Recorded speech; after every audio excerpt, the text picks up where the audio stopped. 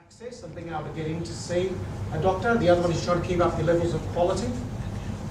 And then trying to bridge a system between primary health care, where people walk in the door with an initial problem, the first point of contact, through to chronic care.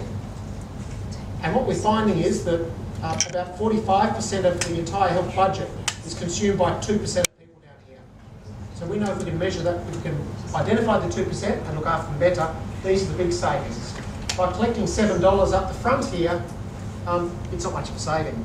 So we estimate it's about 700 million over 4 years, but the savings could be 10 to 20 times greater by looking after chronic disease.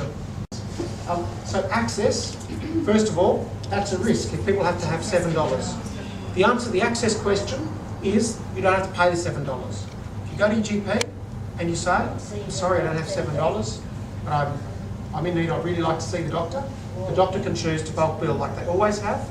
They bulk bill at the moment in GP consultations about 75% of all visits to a GP, and about 83% of all, which includes your radiology, pathology, all bulk bill.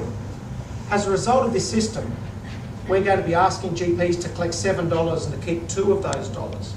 That level of bulk billing will fall down to the more needy.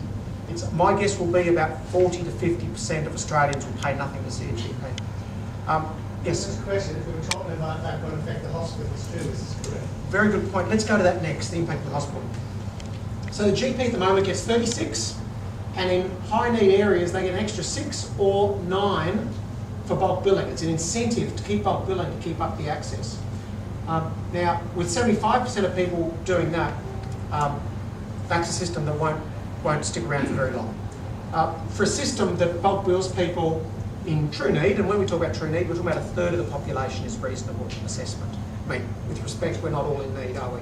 So it's got to be a number between 0 and 100. Let's work on a third.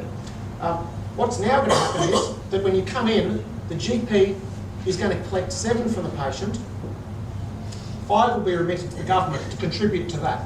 So in fact, 31 is going to come through to the GP, and they keep the 7. The $2 is a little incentive that the GP keeps, and the $5 go back into medical research. So with that $7, is it true that after 10 visits to your doctor in 12 months it cuts out? So if you're a concession holder. Correct. So therefore it's going to cost you $70 for you to